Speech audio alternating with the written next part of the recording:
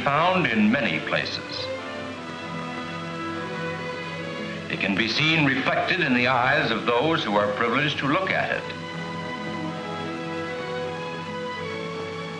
Here at this Bell telephone exhibit, it can be found in the shape and form and made from the metal and the wire, the time and the effort of those who are privileged to create it. Now I'd like to show you what our recent development, the transistor, may do for future telephone service. First, I'm going to throw this switch and turn back the clock to the days before you could talk on the telephone over distances of, say, several hundred miles. Now, I want you all to listen in while I talk on this telephone.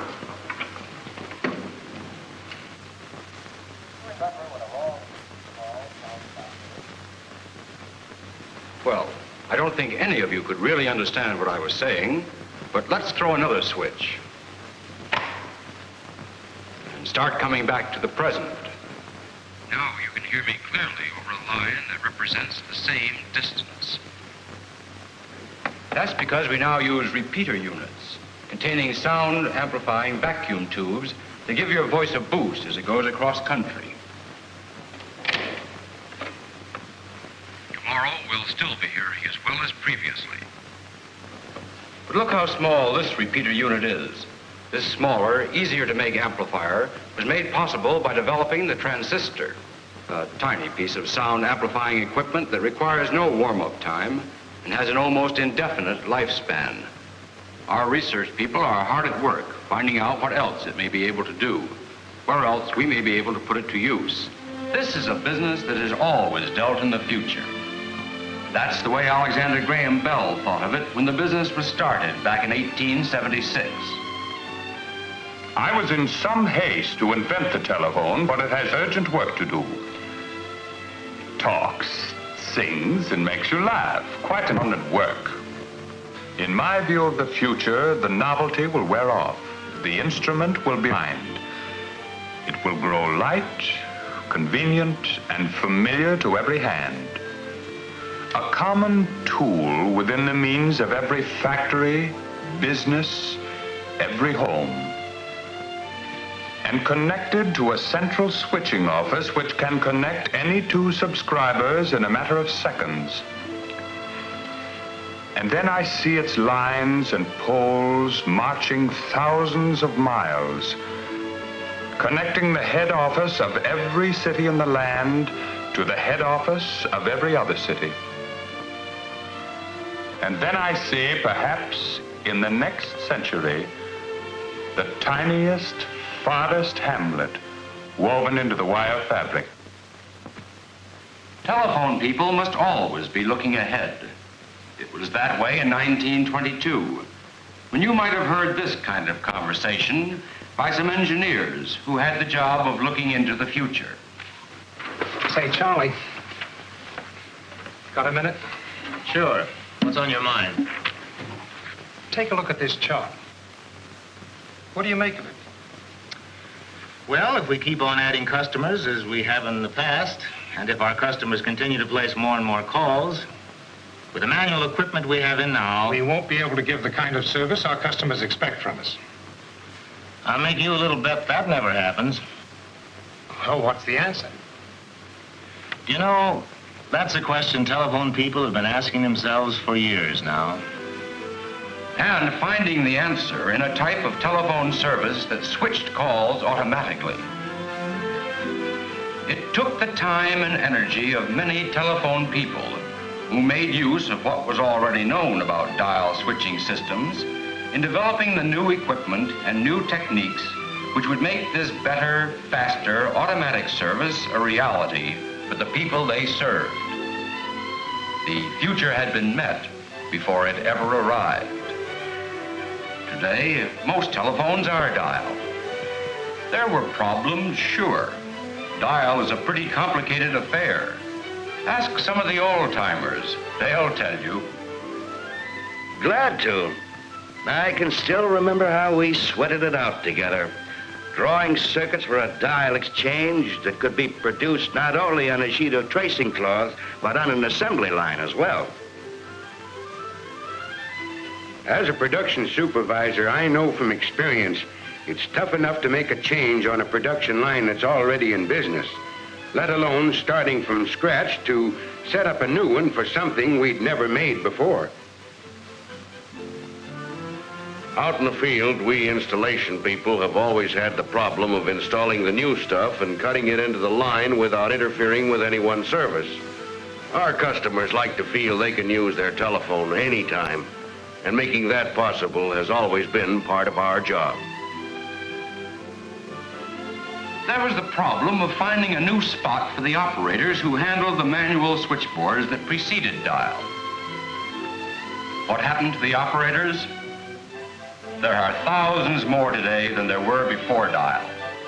More improvements in telephone service mean more calls to handle. More calls mean more jobs to do, and more people to fill those jobs. We've always felt that in the long run, the best equipment we could provide produced the best results, not only for the people we're in business to serve, but for those who help to make that service possible as well. People like Frank Dubrovnik, cable inspector. Mary Jane Holmes, service representative. Eleanor O'Brien, operator. Luke Benson, field representative. Each of whom, in his own friendly fashion, made that service a reality on an ever-increasing basis. If you have any doubts on that score, ask those of us who pick up our mail at RFD boxes. Since the end of the war, well over 1 million of us have had telephones installed. The vast spaces of America that represent a living for the farmer present a tremendous problem for anyone with the responsibility of providing telephone service in those places. It used to take a lot of construction work, a lot of telephone poles to bring in a telephone to someone in a rural area. We're still using poles today. Since the end of the war, we put up about 2 million of them. The difference being we now use wire that requires 1 pole for support, where 3 were needed before. How come? Ask the men from our research and manufacturing organizations how come. They're the ones who followed the job from an induction furnace where the test ingot was poured, through the prescribed heat treatment,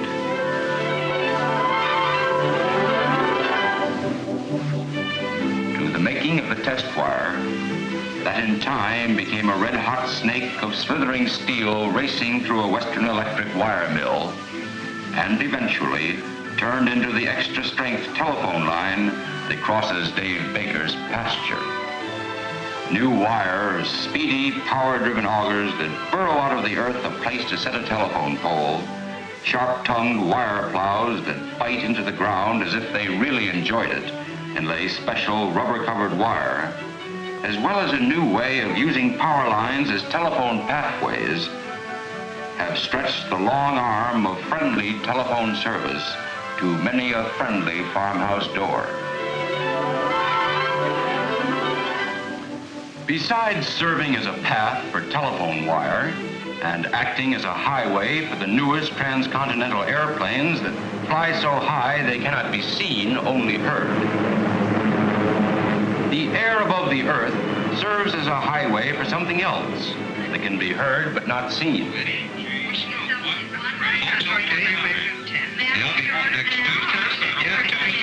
The only visible sign of these conversations is the radio relay tower they come from, through whose lens pass microwave radio beams, carrying not only the telephone messages you speak, but the radio programs you hear, the television shows you see, to the next tower on a hilltop 25 miles away, which receives the signal and sends it to the next hilltop tower, and so on until its destination is reached.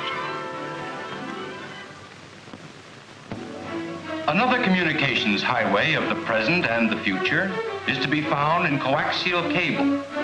The basic coaxial cable can handle 1,800 telephone conversations at one time, and that's a lot of telephone service.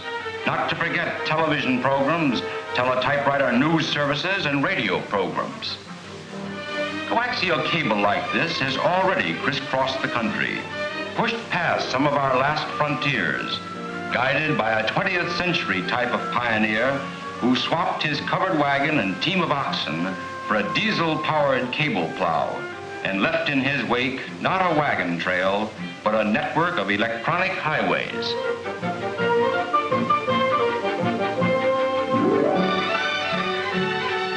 Another frontier in the everlasting campaign to improve service is to be found in the town of Media, Pennsylvania, not far from Philadelphia.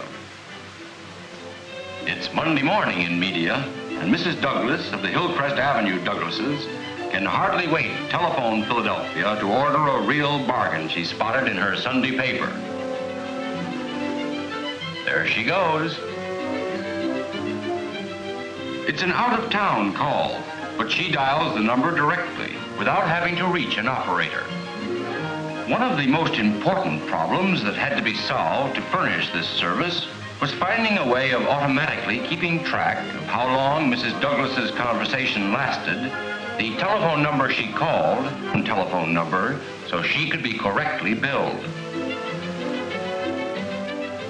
This array of impressive-looking equipment in the central office went into action to do just that. It's not enough for the equipment to remember, it's got to make a record as well. Here at this recorder, the billing information from Mrs. Douglas's call and others from Media is punched out in code on a reel of tape.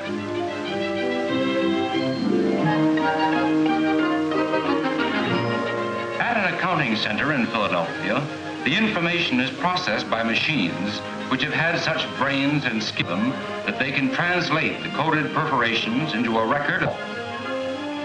Efficient as this equipment is, it's but an early step in the development of an automatic message accounting system. In the laboratories, the men who develop new equipment and the men who will have to build it are always at work, not only improving what has been developed, but creating new things as well. Like the latest crossbar switching system, whose automatic switching of telephone calls has made possible operator toll dialing. However, it's one thing for highly skilled scientists, technicians to develop our equipment in the laboratories, and quite another to mass produce it on a production line. What goes into it? Where do we get it? How much does it cost? What are the conditions under which it must be handled? What tools will be required for its assembly? What production procedures will be followed? What skills will be required by people employed in this operation? What training will they need in addition to their previous experience? Is adequate test equipment available? What rate of production is indicated by the specifications? In this case, as in all cases, the combination of Western Electric working with the Bell Laboratories on crossbar switching equipment from the very beginning made it possible for those questions to be answered before they were ever asked, and paved the way for operator toll dialing, a new technique in telephone service that makes it possible for operators to dial long-distance calls directly without going through other operators along the way or at the distant place. That's quite an improvement in long-distance service when you consider that in 1927, if you wanted to make a long-distance call, you picked up your telephone and then something like this took place. Number, please. May I have long distance? One moment, please. This is long distance. I want to call Chicago. The number is Wabash, 2098.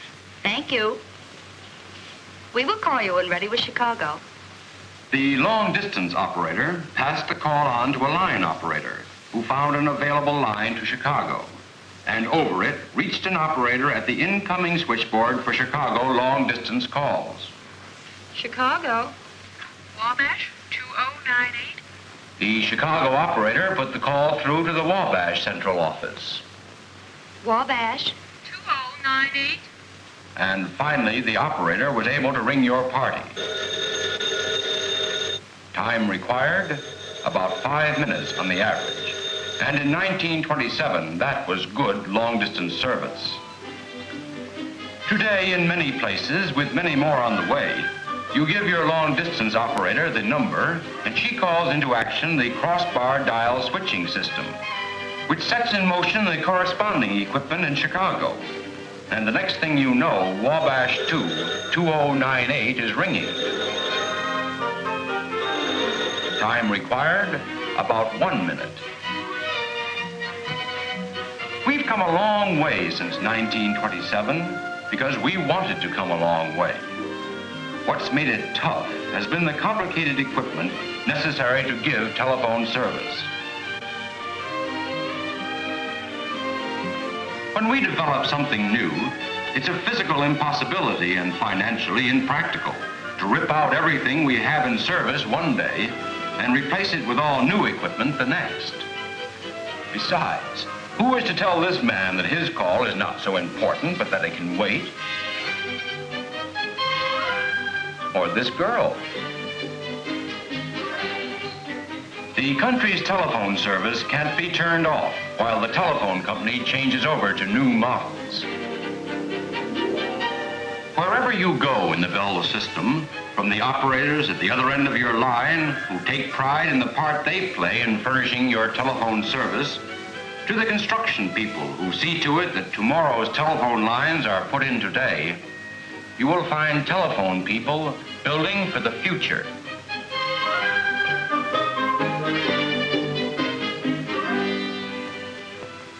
The future of the telephone business is bright and rich with promise for the millions of telephone users like yourselves, whose quick acceptance and ready use of each improvement in telephone service has helped make possible an endless chain of accomplishments.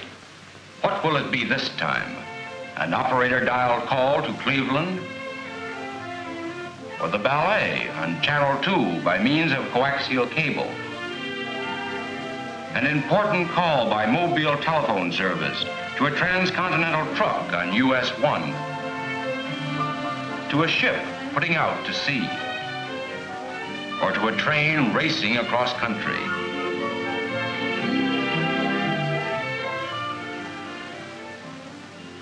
It has been the faith of the American people who have invested their savings in the Bell system in the present, as well as the desire of telephone men and women everywhere to keep on furnishing more and better telephone service in the future, that makes this story a story without end.